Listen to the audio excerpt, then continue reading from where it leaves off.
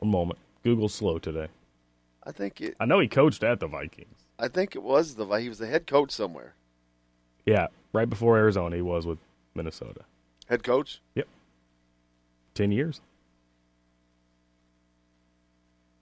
Spurs, the big win last night over the Lakers. Even had the TV crew in the static and watching the replay. It was the last second shot, but act like it was college or something. I don't get a whole lot of buzzer beaters in the NBA. No, you do not. Just because they stop the clock and they run it back. They give you 0.3 of a second to get a shot off somebody else. Oh, the other team. There's 3 seconds on the 0.3 of a second left on the clock. Oh, they can get it in bounds and get it to half court by then. Speaking of buzzer beaters, Eric Gordon hit one last night to end the first half for the Rockets, but it didn't count. But he was damn near at the half court line, fired it up, banked it in, but released it just a little too late. Still a good shot. Well, of course. Great shot. As I said, not a lot going on in the sports world relating to us. Wasn't there some college basketball last night? I'm sure there was. I think I was watching a game, and I fell asleep. I actually fell asleep in that last bowl game. There's a lot of basketball games this weekend, especially. Doesn't Kentucky and Louisville play this weekend? Yeah. Saturday. So there's a big game to watch. Probably the only one. Tennessee routed Wake Forest for their 6th straight win. Tennessee's a real deal. You know, and it's so funny.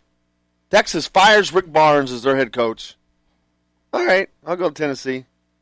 I'm doing better at Tennessee than I ever did at Texas. Yeah. How y'all doing? What?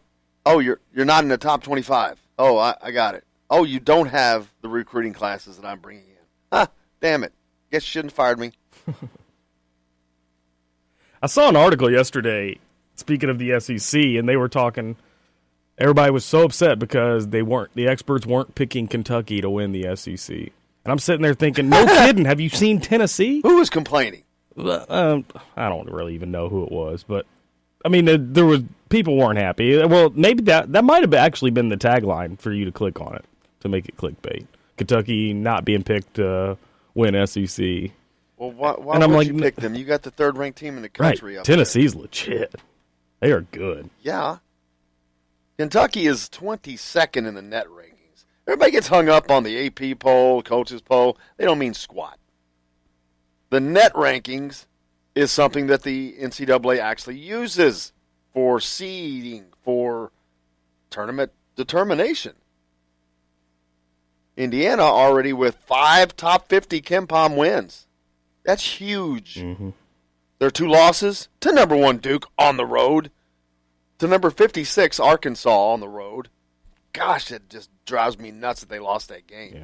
Shouldn't have lost it. Just put the put back in. That's all you got to do. Boom. You get out of there with a win. That's a great road win. Do you know how big that would be on the resume? Road win. That would give them 6. I think that would count as a quad 1. Do you think if that Arkansas game's not the first road game on the schedule, they go in and they get the job done? Definitely if it's down the road a little bit because they were not. I think it being the first road game of the year. I don't think that had as much to do with it as the fact that they were down 5 guys. Yeah, that's true too. And that had just kind of happened to them. So they were just coming to grips with the fact that they're not going to have a third of their starters, a third of the guys that come in. That's what killed them. And they still damn well should have won that game. They didn't know how to win yet. They've certainly learned now.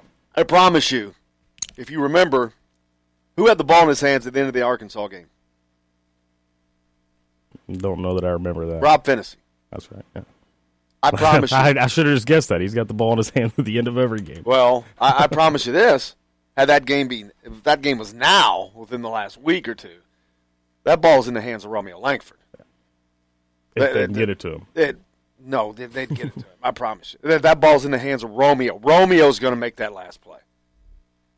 That's the difference between then and now. The roles are more defined. They're more cohesive as a unit, and they're a pretty good team.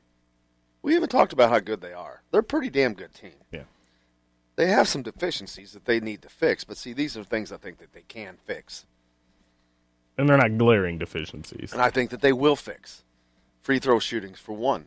Last year, that was just it got worse and worse.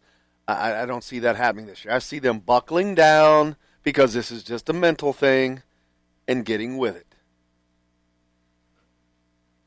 3-point shooting, it's a different